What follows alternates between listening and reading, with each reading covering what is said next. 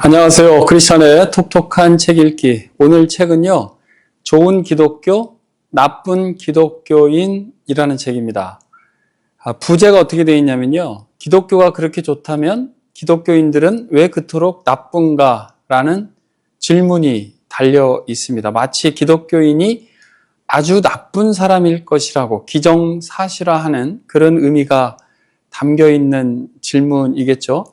기독교를 싫어하고 혐오스럽게 생각하는 사람들에게 기독교인이 당신들이 생각하고 또 왜곡하고 비판하고 무너뜨리려는 것처럼 그렇게 나쁘지 않다라고 하는 것을 증명하는 기독교 변증서로 만든 책이라고 하는 것을 먼저 말씀을 드립니다. 그래야 전체를 이해하기가 쉽더라고요.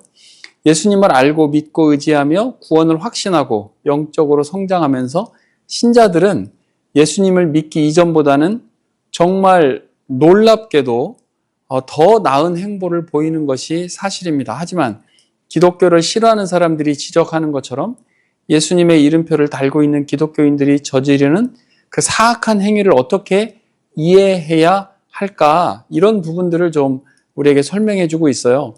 저자는 먼저 그들이 주장하는 기준과 주장 내용이 올바른 것인지를 살펴야 한다는 점을 먼저 깨우쳐주고 있습니다. 우리가 잘 아는 그 딜레마가 있는데요. 에우티프론 딜레마라고 하는 딜레마입니다. 이게 주전 400년경에 소크라테스가 했던 말인데요. 하나님께서 좋다고 말씀하셔서 좋은 것인가? 아니면 원래 좋은 것이기 때문에 하나님께서 좋다고 말씀하시는가라는 질문이자 딜레마인 것이죠. 무엇을 말하려고 하는가? 궁극적으로는 윤리적인 가치와 도덕성을 정의하는 기준은 무엇이어야 하는가입니다. 그들만의 일방적인 주장과 자기 자신들의 편의적으로 적용한 기준에 맞춰서 기독교인들이 사악하다고 주장하는 부분을 저자는 조목조목 그리고 객관적이고 매우 실제적인 자료들을 바탕으로 우리에게 변증해주고 있습니다. 프랑스 작가 중에 라 로슈쿠포라는 사람이 있대요. 이 사람이 위선에 대해서 어떻게 지적을 했냐면 위선은 악이 선에게 돌리는 찬사이다 라는 말을 했다고 합니다. 자신의 못된 행실을 가리고 선을 중요하지 않게 여긴다는 표시로 위선을 행하는 것을 꼬집어서 한 말이죠. 기독교는 많은 것을 내세우고 있기 때문에 다른 사람들에게 이런 면에서는 쉽게 표적이 되는 것도 사실입니다. 먼저 기독교인들이 새로운 삶을 살아갈 수 있는 가능성에 대해서 저자는 성경 말씀을 통해서 말해주고 있습니다. 마태복음 5장 16절 우리도 잘 알고 있죠. 이같이 너희 빛이 사람 앞에 비치게 하여 그들로 너희 착한 행실을 보고 하늘에 계신 너희 아버지께 영광을 돌리게 하라. 선한 행실로 본을 보여라. 좀 부담스럽긴 하지만 그 삶을 우리가 살 수 있다라고 하는 것이 성경의 약속이잖아요. 요한복음 13장 34, 35절에서도 예수님께서 말씀하세요. 새 계명을 너희에게 주노니 서로 사랑하라. 내가 너희를 사랑한 것 같이 너희도 서로 사랑하라. 너희가 서로 사랑하면 이로써 모든 사람이 너희가 내 제자인 줄 알리라. 이 세족식 이후에 제자들에게 해주신 말씀이잖아요. 우리는 철저한 변화를 받은 존재로 새롭게 재창조된 존재라는 나를 새롭게 받았다는 것을 우리는 알 수 있습니다. 이는 신앙인이 아닌 사람들이 봐도 그리스도인들을 가만히 보면 단정, 관대, 현명, 정직, 은혜로운 성품 이러한 특징들을 보여주는 것은 당연합니다. 정말 거칠었던 표면이 아름다운 비달결처럼 변한 그런 상태를 비유로 우리에게 설명해주고 있습니다.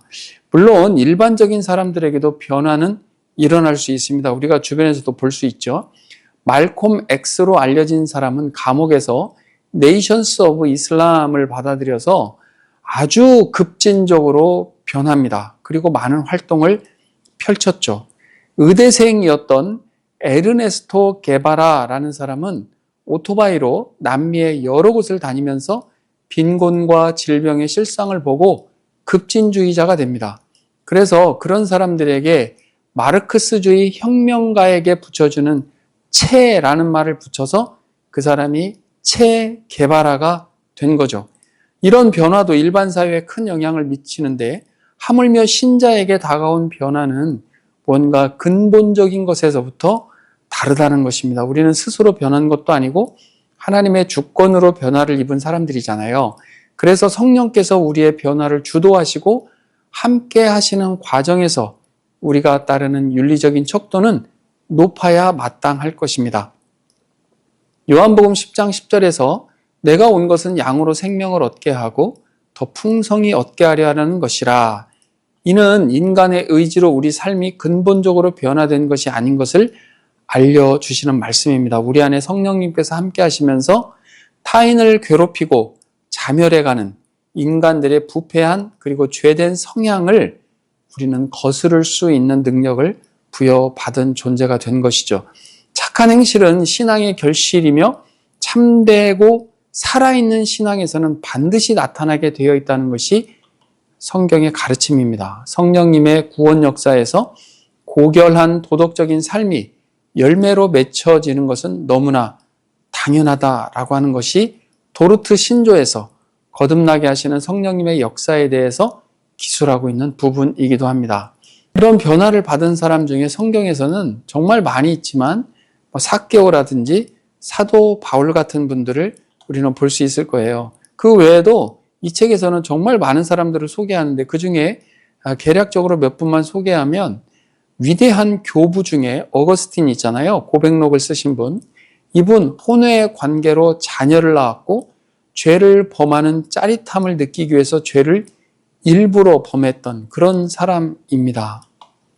남의 돈을 횡령하다가 신앙인이 된 사람도 있고요.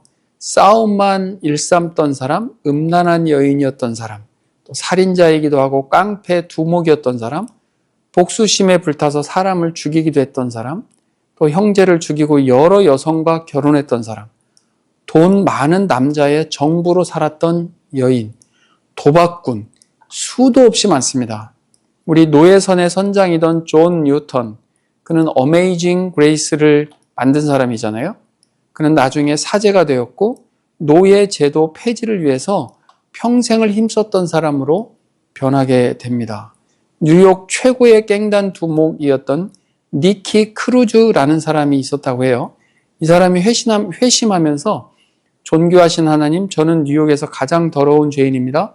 하나님은 저를 원하지 않으실 겁니다. 하지만 혹시 원하신다면 저를 드리겠습니다. 전에는 말할 수 없이 나쁜 인간이었지만 이제는 예수님을 위해 좋은 사람이 되고 싶습니다. 라고 고백하면서 그리스도인이 되었다고 해요. 루이스 잠페리니라는 미국의 육상 선수가 2차 대전 중에 일본군 포로가 된 적이 있었거든요. 이분이 포로 수용소에서 정말 참혹하게 형벌을 받습니다. 그런데 이분이 나중에 전쟁이 끝나고 52년도에 그 전범을 수용하고 있는 그곳에 찾아가서 자신을 괴롭혔던 사람들에게 오히려 복음을 전하고 그들을 용서해주고 그들이 예수 그리스도를 믿게 하는 그 놀라운 일을 실제적으로 보여주었죠. 우리에게는 언브로큰이라고 하는 영화로도 이 잠페리니의 그 포로 수용소의 그 잔혹했던 생활을 우리가 볼 수 있습니다. 1차 영국의 남북 전쟁 당시에 의회군으로 참전하고 다시 고향에서 댐장이로 일하던 존 버년, 아마 우리 철로 역정의 저자이기 때문에 너무 잘 알 거예요. 자신을 저주하고 욕설을 퍼붓고 거짓말을 일삼고 하나님의 거룩하신 이름을 모독하는 일에 자신이 가장 앞섰던 사람이라고 본인 스스로를 이야기하죠. 회심 후에는 이분은 설교했다는 이유로 감옥에 갇혔고요.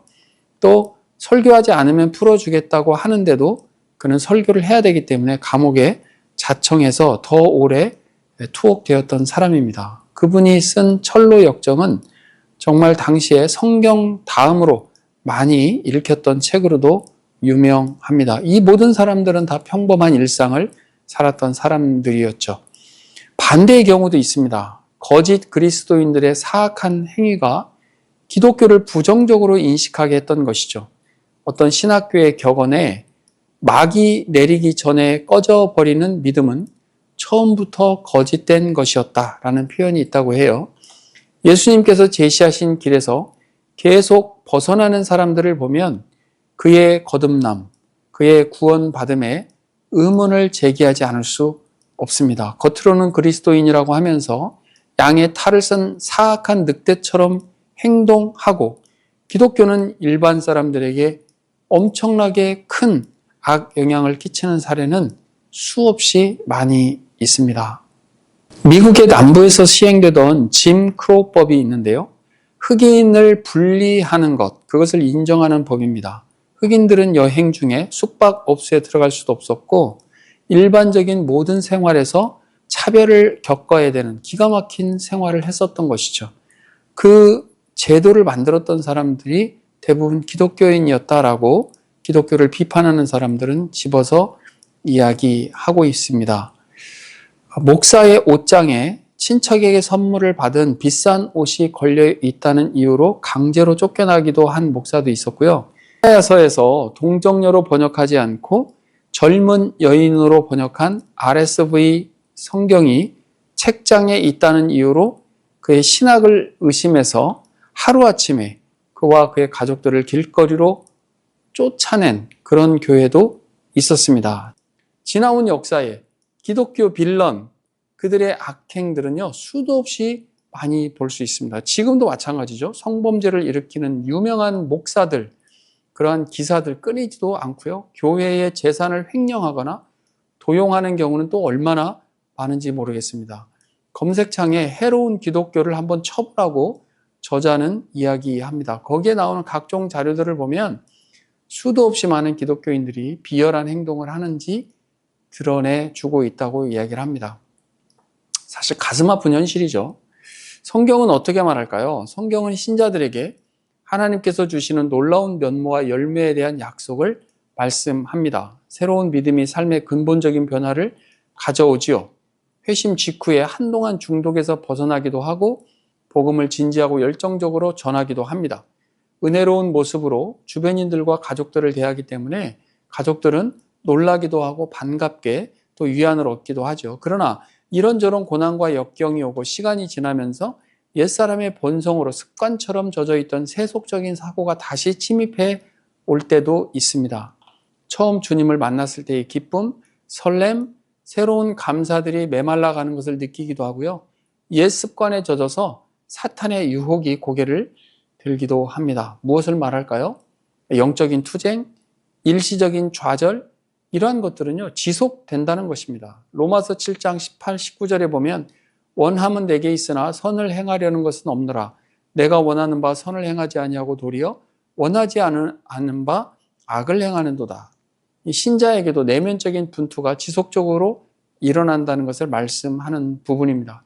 거듭났다고 해서 구원받았다고 해서 우리 삶이 단번에 성숙하고 승리하는 존재가 아니라는 것을 우리는 인정하고 받아들여야 합니다. 밭에 떨어진 씨앗에 대해 처음에는 기대감이 크죠. 그러나 씨앗이 햇볕에 마르기도 하고 주변의 가라지들 때문에 숨이 막히기도 하는 등의 과정을 겪게 됩니다. 눈물로 그리스도를 받아들이고 매주 교회에 출석하기도 하고 진지한 삶의 모습을 가져가다가도 무슨 이유인지 그런 일들이 사그라드는 모습을 주변에서 보기도 하죠. 그렇기에 한 단계 더 성장하도록 성경은 권면합니다. 음란, 부정, 사욕, 악한 정욕, 탐심, 분함, 노여움, 악의, 비방, 부끄러운 말, 가까운 가족 안에서의 무례함, 일터에서 부당한 행위 등을 버리라고 권합니다. 이 의지적 순종이거든요. 그 대신에 긍휼, 자비, 겸손, 온유, 오래 참음, 사랑, 용서, 상호간 예의, 덕을 세워주는 것, 존중, 부지런함, 기도, 지혜와 정숙한 대화 등을 드러낼 것을 권해주고 있습니다. 이는 기독교인들을 몰아붙여서 상상할 수도 없을 정도의 경직에 이르게 하려는 것이 아닙니다. 오히려 우리 제자들에게 그런 능력이 있다는 것을 깨우치는 것이죠. 그리스도 안에서 새로운 생명을 얻은 신자라고 해도, 즉 재창조된 성도라고 해도 우리에게는 옛것이 남아있다는 것을 명심하라고 에베소서에서도 권해주고 있는데요. 4장 22에서 24절을 보면 너희는 유혹의 욕심을 따라 썩어져가는 구습을 따르는 옛사람을 벗어버리고 오직 너희의 심령이 새롭게 되어 하나님을 따라 의와 진리의 거룩함으로 지으심을 받은 새 사람을 입으라. 동전의 양면과 같다라고 저자는 이야기합니다. 새 사람이 되었지만 옛사람의 모습이 끈질기게 남아있는 것이죠. 세상의 많은 곳에서 기독교에 대한 비판은 쏟아집니다. 각종 광고나 영화, 게임 산업에서 기독교는 정확하게 전달되지도 않고 온통 비난과 멸시로 부각되는 경우도 많고요. 언론에서도 비판적으로 기독교에 대해 부각하는 경우는 허다합니다. 그동안 좋은 기록으로 전해오던 기독교에 귀감이 있는 사람들에 대해서 새로운 각도로 조명한다고 하면서 비판적인 시각으로 그들을 깎아내리는 출판을 하기도 하고요. 학문을 하는 학자들도 근거가 없거나 부풀려진 내용들을 왜곡해서 일반인들에게 마치 사실인 것처럼 전달하는 경우도 허다합니다. 언어를 표현함에 있어서도 기독교를 향해 사용하는 용어에 대해서는 무례하고 불편한 용어들을 서슴지 않고 사용하지요. 거룩한 기독교를 우습게 풍자하는 행위는 너무나 비일비재하게 일어나고 있습니다. 이사야서 5장 20절에서 악을 선하다 하며 선을 악하다 하며 흑암으로 광명을 삼으며 광명으로 흑암을 삼으며 쓴 것으로 단 것을 삼으며 단 것으로 쓴 것을 삼는 자들은 화 있을진저라고 하십니다. 기독교에 대해서, 하나님에 대해서, 교회에 대해서 악한 말들을 쏟아내는 자들에게 하나님께서 가만히 묵과하지 않으시겠다라는 말씀입니다. 어떤 무신론자였던 사람이 자신은 무신론자임을 당당하게 표현하였고, 그럼에도 어떤 사람이 자신에게 성경과 함께 간단한 메시지를 적어서 보내준 것을 보면서 이렇게 기록하고 있습니다. 그 일부를 소개하고 있는데요. 제가 읽어보겠습니다. 만약 당신이 천국과 지옥이 있다고 믿고 있으며 사람들이 지옥에 가거나 영원한 생명을 얻지 못할 수도 있다고 생각해보자. 그런데도 당신이 사회적 관계가 어색해질까 봐 이 사실을 말해주지 않는다면 당신은 얼마나 사람을 증오하고 있다는 뜻인가? 도대체 사람을 어느 정도 증오해야 영원한 생명이 가능하다고 믿으면서도 그것을 말해주지 않을 수 있단 말인가? 만약 나는 어떤 트럭이 당신을 향해 달려오고 있음을 조금도 의심하지 않고 믿는데 당신은 그 트럭이 당신을 덮칠 것이라고 믿지 않는다면 내가 당신을 밀쳐내야 할 순간이 있을 것이고 이는 그 어떤 것보다도 중요한 일이다. 이 일을 우리 그리스도인들은 해야 하지 않을까라고 저자는 이야기합니다. 기본적으로 기독교와 관계를 맺고 사는 사람들은 종교가 없는 사람들과 비교해 봤을 때 결혼 생활에 충실하고 범죄율이 낮으며 타인과 정직하게 소통하고 마약이나 알코올 같은 문제를 많이 일으키지 않는다. 그뿐 아니라 기독교인들이 교회 출석 등 자신의 신앙에 충실할수록 그만큼 교회의 가르침이 그들의 삶에 더욱 큰 영향을 미치는 것으로 코네티컷 대학의 사회학자인 브래들리 라이트는 발표한 바가 있습니다. 8장과 9장에서는요, 기독교인들이 적절하게 항체를 가질 것을 말하고 있는데요. 이 수단들이 매우 우리에게는 유용합니다. 이렇습니다. 면역 체계가 없는 이방의 한 사악한 관습을 소개하고 있는데 인도의 힌두교 관습에서는 과부를 불에 태워서 죽이는 관습이 있었답니다. 인도에 선교사로 간 윌리엄 캐리의 도움으로 그런 관습은 금지가 되기는 했지만 이후 영국의 통치가 이런 관습을 완전히 없애는데 더욱 힘을 실어 주었다고 해요. 당시 영국의 사령관인 찰스 제임스 네이피어라는 사람이 한 말이 기록되어 있는데요. 내용이 이렇습니다. 이렇게 과부를 불태우는 것은 여러분의 관습입니다. 그러니 장례를 치를 나뭇더미를 준비하십시오. 하지만 우리나라에도 관습이 있습니다. 남자들이 여자를 산채로 불에 태우면 우리는 그 남자들을 나무에 매답니다. 그리고 그들의 재산을 전부 몰수합니다. 따라서 과부가 불에 탈 때 목수들은 교수대를 세워 관련된 사람을 전부 그 나무에 매답니다. 자, 이제 우리 모두 자기 나라의 관습대로 행동합시다. 무서운 말이죠. 기독교 세교관을 가진 이 사령관은 사악한 관습을 계속하면 그들을 모두 나무에 매달아서라도 금지하겠다는 결의를 보인 것입니다. 이방의 세계에서 스스로 도덕적인 질병을 치유하거나 해결할 면역 체계가 없을 때 하나님께서 기독교인들을 통해서 치료하게 하신 것이라고 저자는 이야기합니다. 여기 항체 이야기를 하는데요. 하나님께서 신자들에게 항체를 주신다고 해요. 성령님의 내주하심, 기록된 하나님의 말씀, 동료 경건한 신자들의 조언을 통해서 우리는 항체를 얻습니다. 스스로 면역 체계를 발휘하지 못하던 노예 제도라는 재앙에 맞서서 윌리엄 윌버포스, 존 뉴턴 같은 사람들을 하나님은 사용하셨다는 것도 우리에게 알려줍니다. 우리가 살면서 백신을 맞는 이유가 있죠. 백신을 맞아서 미약한 병원체가 들어와서 이에 맞서 싸우는 항체를 준비하는 거잖아요.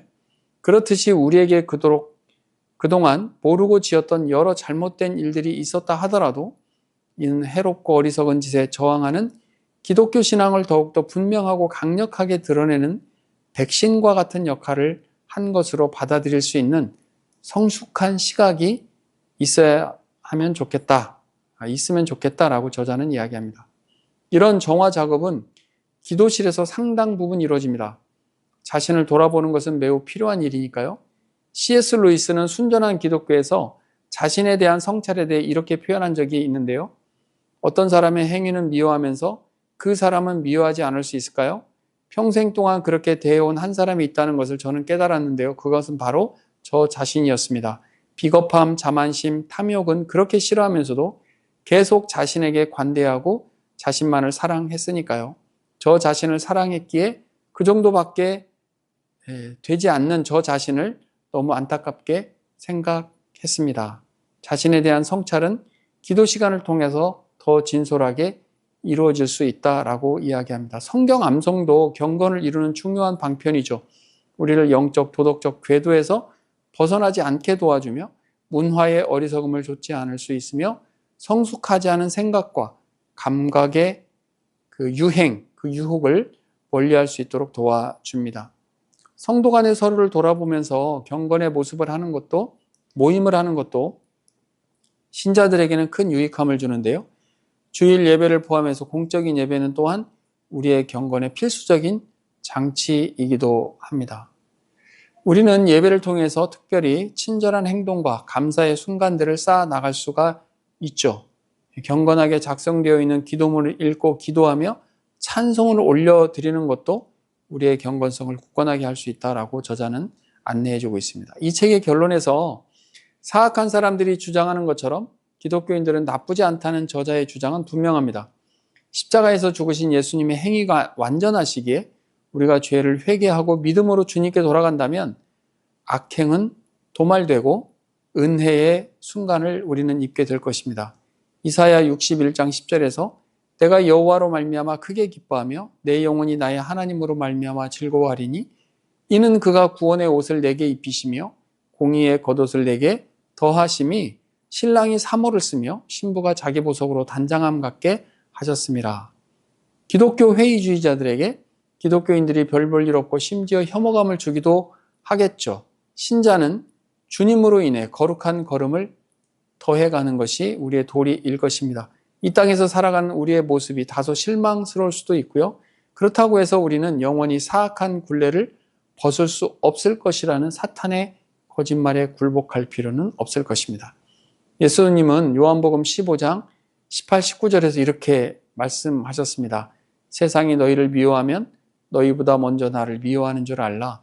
너희가 세상에 속하였으면 세상이 자기의 것을 사랑할 것이나 너희는 세상에 속한 자가 아니요 도리어 내가 너희를 세상에서 택하였기 때문에 세상이 너희를 미워하느니라. 세상의 미움은 신앙인에 대한 어느 정도의 배척, 비방, 배신은 물론 신체적인 폭력도 함께 동반합니다. 그러나 충분히 감수할 만한 가치가 있다는 것이죠. 기독교는 생명의 종교입니다. 우리 기독교인들은 새로운 생명을 얻어서 본질적으로 변화를 받은 존재이죠. 착한 행실을 통해 하나님의 자녀, 그리스도의 제자임을 증명하면서 살아가는 우리가 되면 좋겠다. 저자는 그렇게 마무리를 짓고 있습니다. 크리스천의 톡톡한 책 읽기. 좋은 기독교, 나쁜 기독교인 아니라는 것이죠. 그렇게 결론을 내면서 마치도록 하겠습니다. 감사합니다.